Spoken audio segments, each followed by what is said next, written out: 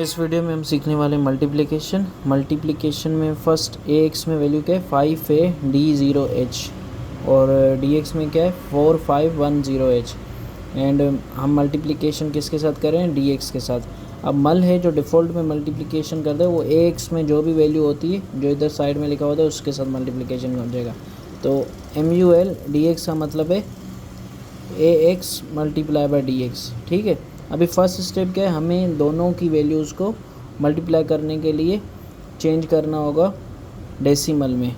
तो डेसिमल में चेंज करने के लिए हम क्या करेंगे 5 मल्टीप्लाई बाय हेक्सा का 16 पावर 3 प्लस 10 का a का होता है 10 तो 10 मल्टीप्लाई बाय 16 पावर 2, इसी तरह प्लस d होता है 13 तो 13 मल्टीप्लाई बाय 16 पावर 1 प्लस 0 है तो 16 पावर 0 मल्टीप्लाई बाय 16 पावर 0। ठीक है, इसी तरह ये किसका कर रहे हैं हम लोग चेंज 5a d0h का हम बाइनरी में कन्वर्ट कर रहे हैं। इसको बाइनरी में कन्वर्ट करके ये अगर वैल्यू कैलकुलेट करेंगे ये वैल्यू बनती है 23248। ठीक है, ये फर्स्ट वाले की वैल्यू बन गई 23248।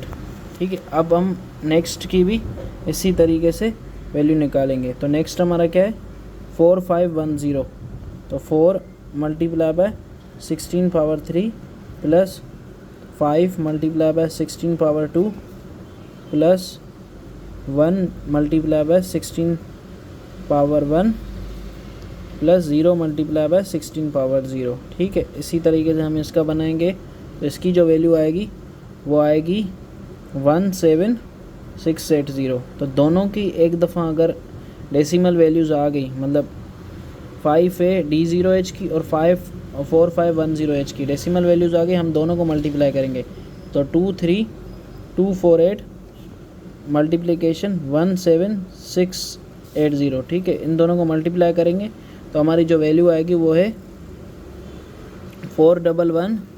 ठीक है, 024 एंड 640 ये हमारी आफ्टर दोनों को मल्टीप्लिकेशन के बाद वैल्यू आएगी। हमें अब क्या करना है, हमें इस वैल्यू को निकालना है मल्टीप्लिकेशन के बाद इसके जो आखिर में रिमाइंडर बच जाता है ना, वो रिमाइंडर के बेस पे हम इसको बाइनरी में चेंज करेंगे। एक और चीज़ मैं आपको बता देता हूँ, जो भी मल्टीप्लिकेशन का वैल्यू स्टोर होती है ना मल्टीप्लिकेशन होने के बाद, क्योंकि ax कितने बिट का है 16 बिट का, dx कितने बिट का है 16 बिट्स का, तो 16 बिट्स मल्टीप्लाई बाय 16 बिट्स जब होती है ना, बिट्स ऐड हो जाती हैं तो 32 बिट्स का आंसर आएगा। तो हमारे किसी भी रजिस्टर में इतनी जगह नहीं है कि वो 32 बिट की वैल्यू स्टोर कर सके। इसीलिए जब वैल्यू स्टोर होती है तो dx और ax में होती है। जो फर्स्ट 16 बिट होते हैं स्टोर वो dx में होते हैं और सेकंड बिट x में होते हैं।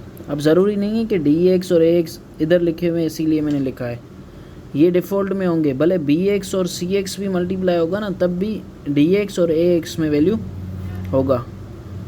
होगी स्टोर। एंड जो वैल्यू होगी ना वो इन दोनों में स्टोर होगी। ठीक है, अगर 32 बिट्स की आती है तो मल्टीप्लिकेशन करने के बाद हमारा नेक्स्ट स्टेप होगा कि हम इसको डिवाइडेड बाय 16 करें। ठीक है,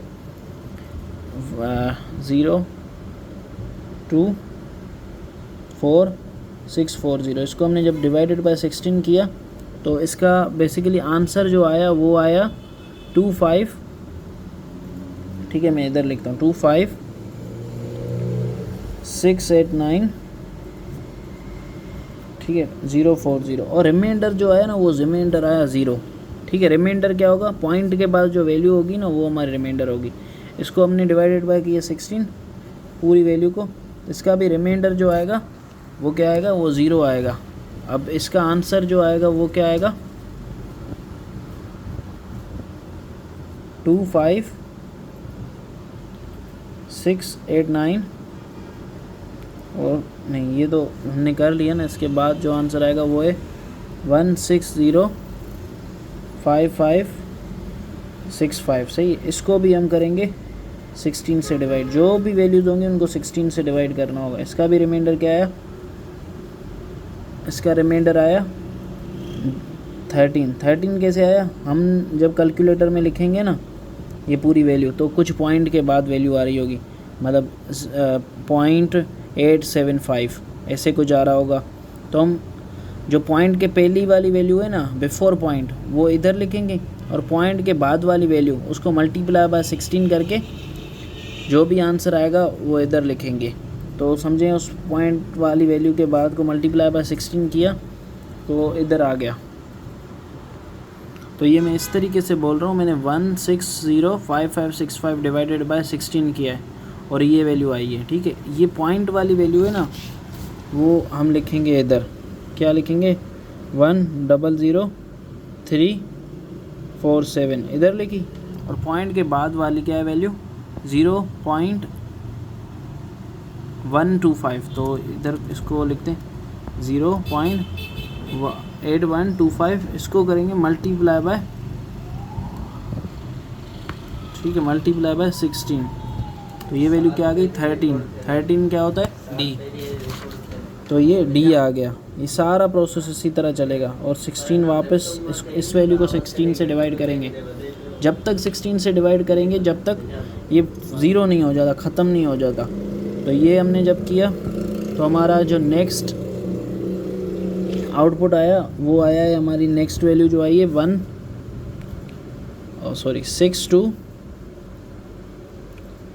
6271, और इसका जो रिमाइंडर आया है 6271 वैल्यू है, ये रिमाइंडर जो आया है इसका वो आया है 11 क्या है, बी।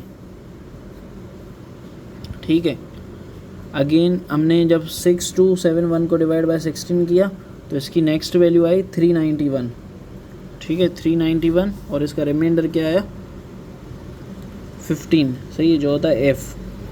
ऐसे ही इसको डिवाइड बाय 16 किया तो इसकी जो नेक्स्ट वैल्यू आई वो आई 24, और उसका रिमाइंडर क्या आया, उसका रिमाइंडर आया 7। ठीक है, ऐसे ही जब 24 को 16 से डिवाइड किया तो वैल्यू क्या आई लास्ट में 1, और रिमाइंडर क्या है 8। अब यहाँ तक ये सारी हो गई और 1 का रिमाइंडर 1 ही आ जाएगा। अब यहाँ तक हमने ये पूरी डिवीज़न परफॉर्म कर दी।